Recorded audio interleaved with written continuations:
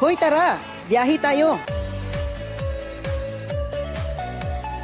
Kung saan tahimik pero masaya, malayo pero hindi mahirap puntahan. Magbalik tanaw tayo sa mga pangyayari at kaganapan na isinasagawa ng Institutional Development Program Implementers kasama nating mga minahal at mga magsasaka sa iba't ibang ahensya. O ano? Sama kayo sa biyahe ko? Let's go! Welcome sa kami! Sulitin natin ang oras, tuklasin natin ang ganda ng pangasiwaan ng patubig sa Zamboanga Peninsula.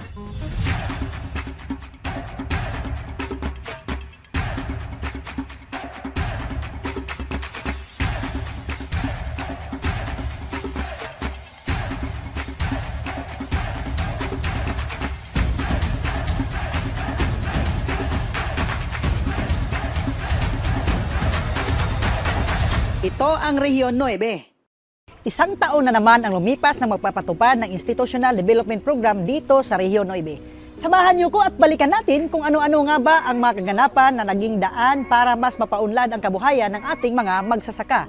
At ito ang biyaheng pang-enhance partnership against hunger and poverty.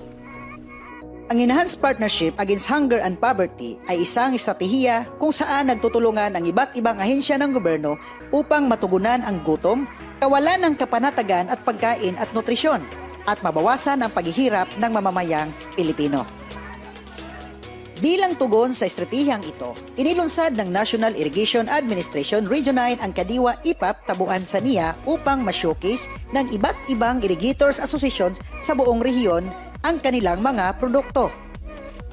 Naglunsad din ang Kadiwa ang mga field offices bilang suporta sa isinasagawang Kadiwa sa buong rehiyon, kabilang dito ang Merkado 9 na pinangunahan ng Department of Social Welfare and Development kasama ang National Irrigation Administration sa Zamboanga City.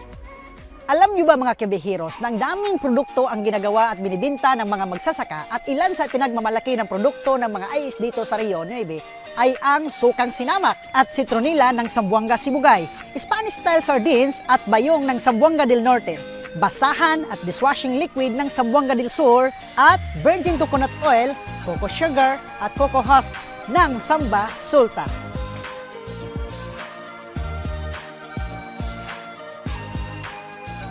Guys, samahan niyo ko at bumiyahe tayo upang masaksihan natin kung paano nagsimula ang mga ito. Let's go!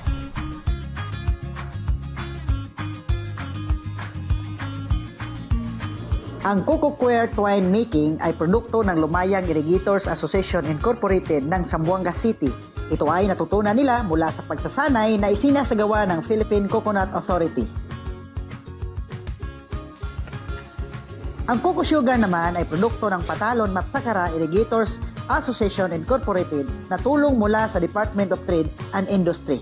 So katong last December 15, nag-turn over po ang NIA Samoa na po'y project la Samoa nga hingalan og Patalon Matsakara Irrigators Association Incorporated. Amo gyud pinangkamutan nga aning project sa niya nga magamit gyud naming tubig nga makapananom gyud high value crop. So nagpasalamat gyud mi sa niya karon akong gikari sa akong mga miyembro nga i-maximize gyud ang paggamit sa tubig para makapananom gyud eksakto nga magamit gyud ang proyekto sa niya. Sa kasalukuyan ay mayroong 46 marketing agreements at umabot na sa 5,194,460.85 pesos ang kabuuang IPAP sales ng rehiyon. Bilang tugon sa direktiba ng rehiyon na nagpapatibay ng koneksyon sa iba't ibang ahensya, nagsagawa ng malaking pagtitipon ang NIA Region 9 or IE Congress kung saan inimbitahan ang lahat ng local government units at iba't ibang ahensya sa rehiyon. Ito'y dinaluhan din ni NIA Administrator Eduardo Guillen upang maihayag ang mga programang makakatulong sa ating mga magsasaka, kabilang na dito ang kanyang mga direktiba. Ang IE Congress and Stakeholders Forum din ang naging simula ng mas matibay na koordinasyon ng iba't ibang ahensya ng buong rehiyon. Sabay ding inilunsad dito ang Kadiwa Tabuan sa NIA upang mahikayat ang ibang ahensya, kabilang na ang lokal na pamahalaan na suportahan ang mga produktong gawa ng ating mga Irrigators Association. Upang mapanatili ang magandang ugnayan ng NIA at ibang sangay ng gobyerno, naging inisyatiba ni Regional Manager Engineer June Nathaniel Plaza na maging regular ang convergence meeting. Sa katunayan, nailunsa din ang Provincial IE Summit sa Zamboanga del Sur. So through the convergence meetings that we regularly conducted, we create a platform of open communication, sharing of insights and updates, and aligning our strategies for us to be able to have a direction in providing timely government assistance and distribution of interventions to the farmers, such as mechanization, seeds, and fertilizers. So through convergence, we can pool resources and streamline our initiatives to have a more substantial impact, not only to our local farmers, but also to the whole community who are relying for the produce and services of our farmers irrigators. We at NIA remains committed in ensuring sustainable irrigation systems and uplifting of the lives of our farmers and those who are dependent on agriculture. Together with our partners agencies, we look forward for a positive and outcome and maximum impact of our convergence efforts and ensure a more effective and support system to our valued farmers. Iba't ibang convergence activities ang dinaluhan ng NIA kabilang ng People's Caravan noong October 13 sa Zamboanga City. Dahil sa inisyatibong ito, marami ng programa at benepisyo ang natanggap ng ating mga magsasaka sa rehiyon. Ilan dito ay nagmula sa Department of Social Welfare and Development, Department of Agriculture, ETI, Department of Trade and Industry, TESDA, BFAR,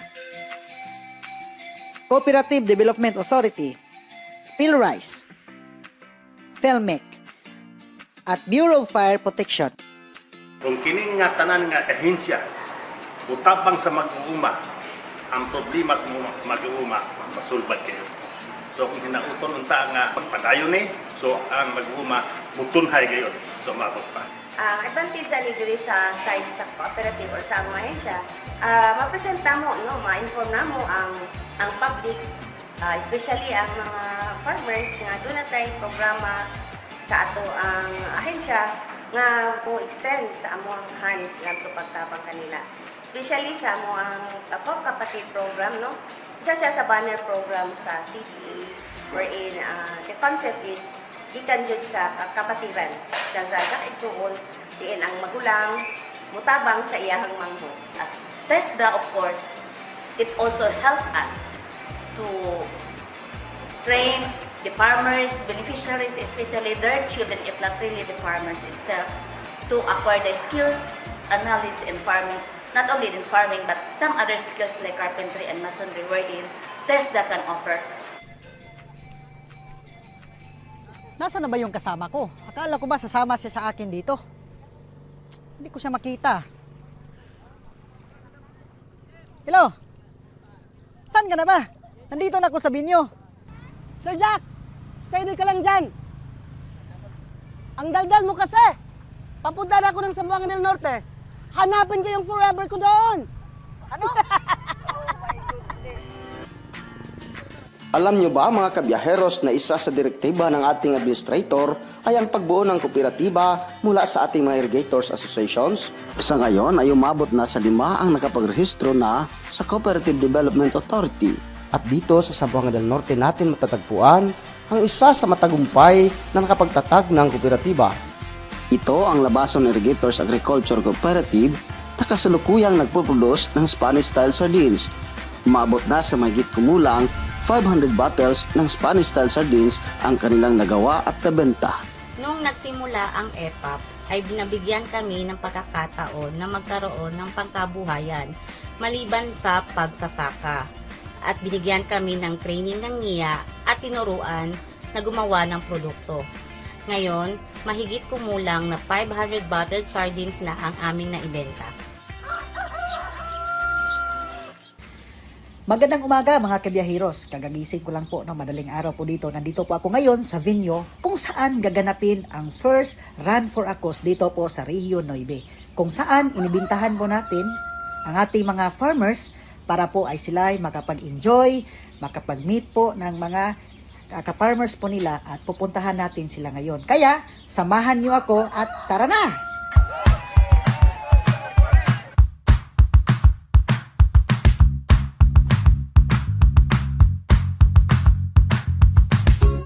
Isang napakagandang araw nga naman dahil maaga tayong gumising para saksihan ang napaka-espesyal na aktibong nilawkan ng mga IDP implementers, NGA at IAs. Naipamalas ng ating mga Irrigators Association ang kanilang galing at husay sa larangan ng sports sa isinasagawang IA Sports Fest at Christmas Booth Contest. Masayang naibahagi rin ng mga IA kasama ang kanilang Institutional Development Officer ang kanilang husay sa pagkanta. Layunin ng Run for a Cause na makalikom ng pera para sa taunang love drive at gift giving na ginawa ng Regional Federation of IAs na tulungan ang mga piling least fortunate na pamilya. Iba't ibang aktibidad din ang ginanap ng mismong araw tulad ng sabayang pagkulay ng bagong Pilipinas logo bilang simbolo ng pagkakaisa ng NIA, IA at iba pang sangay ng gobyerno. Isa din sa matagumpay na inaisagawa ng mga IDP implementers sa iba't ibang dako ng Rehiyon 9 ay ang FISA Caravan kung saan sa bayang ipinahayag ang libreng patubig ng National Irrigation Administration. Layunin ng aktibidad na ito na malawakang maipahayag ang RA 10969 or Free Irrigation Service Act at matulungang mag-apply ang mga magsasakang nagmamay-ari ng below 8 hectares na mag-apply ng Certificate of Exemption. Isa din sa pinagmamalaki na patuloy na ginagawa ng mga Irrigators Association sa buong Zamboanga Peninsula ay ang pagkulikta ng Operation and Maintenance Fee at pag-establish ng capital build-up upang mapanatili ang maayos na paggamit ng kanilang irigasyon.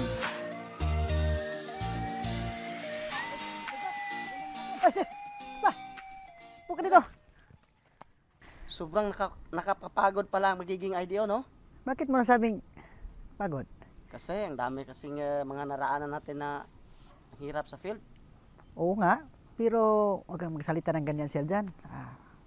May biyaya nga tayo ng galing sa Panginoon, may lakas, pero akalain mo, may mga nakilala akong mga institutional worker na more than 30 to 40 years, until now, binubuhay sila yung buhay nila sa pag-IDO. Masaya naman.